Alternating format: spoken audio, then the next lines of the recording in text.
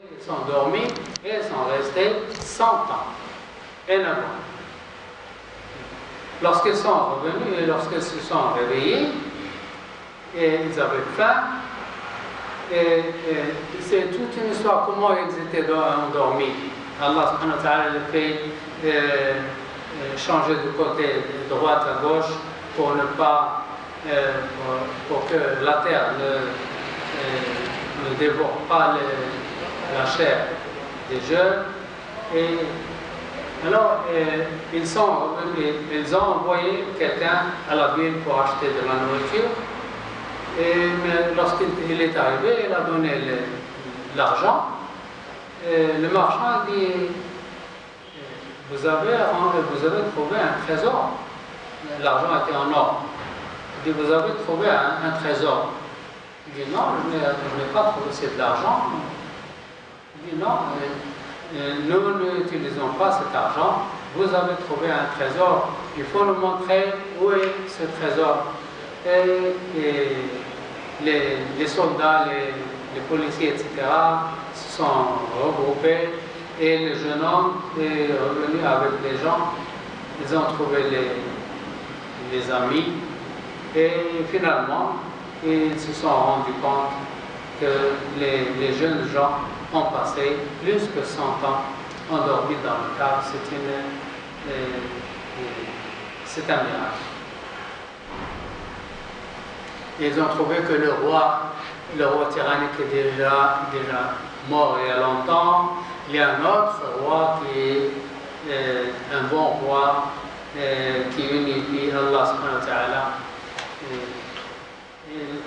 Et puis les jeunes sont morts sur place. Ils ont montré ce miracle et puis ils sont morts. Ils ne vivaient pas avec les gens. S'ils vivaient avec les gens, ils vont les considérer comme des terribles.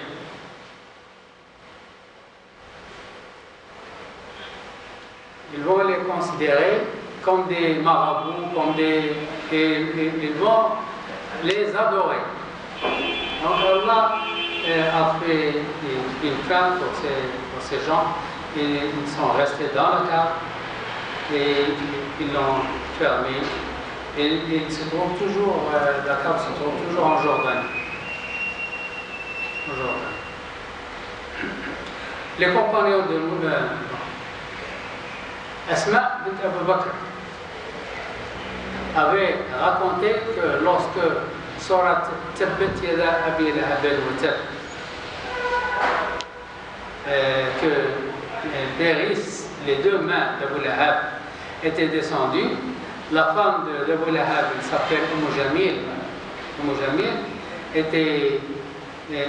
n'aimait pas le prophète sallallahu alayhi wa sallam, ni elle ni son mari Abu Lahab, l'oncle du prophète sallallahu alayhi wa sallam. Alors elle est venue, lorsque Surat Tabbat Yada Abi Lahab, qu'est-ce qu'il disait? Les mains d'Abu Lahab périssent, et lui aussi il périt.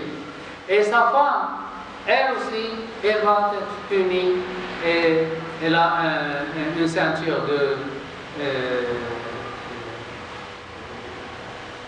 du palmier.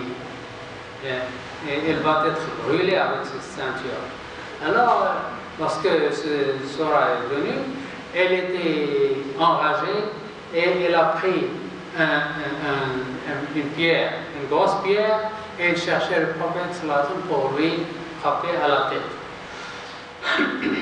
Elle est venue, le prophète sallallahu alayhi wa sallam était avec Abu Bakr Siddiq à côté du Kaaba.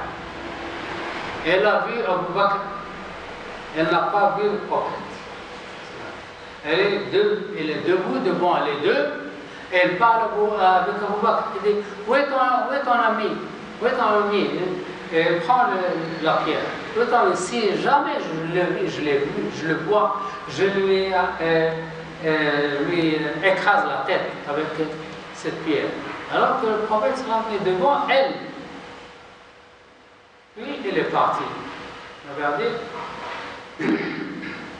Jamil bint Hab était venue se lamenter à la main un gros caillou tranchant en disant nous désobéissons à l'impudent. L'impudent, c'est le prophète sallallahu alayhi wa sallam. On l'appelle, lui, il s'appelle Mohammed, mais eux, ils disent Mudammam, le contraire de Mohammed. Mohammed, le bien-aimé, le respecté, eux, ils disent Mudammam, le contraire de Mohammed. Oui, Mudammam, l'impudent. Nous n'acceptons pas ses ordres et nous détestons sa religion. Le prophète sallallahu alayhi wa sallam et son compagnon Abu Bakr étaient assis à côté de Kaaba quand Jamil était venu enragé cherchant le prophète. Elle a vu Abu Bakr, mais elle n'a pas pu voir le prophète. Où était le prophète? Il était assis juste à côté d'Abu Bakr, mais elle ne le voit pas. Et pour Jamil, il était dans le monde de l'ordre, et absent pour elle. Alors, les yeux sont ouverts, elle peut voir Abu Bakr, elle n'a pas pu voir le prophète sallallahu alayhi wa sallam. Elle lui dit, ton ami m'a insulté et il m'a dit que je périsse. Les deux mains d'Abu Lahab et de même sa femme, la porteuse de bois, à son cou une corde de cuivre. Il les regardait tous les deux, mais ne voyait qu'Abu Bakr. Elle rebroussa chemin en disant, la tribu de Quraysh sait très bien que je suis la fille de leur seigneur. Abu Bakr alors répliqua, ô émissaire d'Allah, est-ce qu'elle ne t'a pas vu? Et le prophète sallallahu alayhi wa sallam dit non, il y avait un ange entre nous qui me voilait jusqu'à ce qu'elle soit partie. En ce moment, le prophète sallallahu alayhi wa sallam était dans le monde du commandement, alors que son compagnon Abu Bakr, à côté de lui, était dans le monde réel. Deux personnes qui sont assises dans un même endroit, mais Abu Bakr était dans le monde réel. Il subit les lois réelles et le prophète sallallahu alayhi wa sallam était dans un autre monde et il subit d'autres lois. Pendant l'immigration, il y avait 70 jeunes hardis Quraysh, jeunes hommes, 70 personnes, jeunes, robustes, costauds, qui avaient des épées à la main. Encerclant la maison, dont la superficie ne dépassait pas 10 mètres.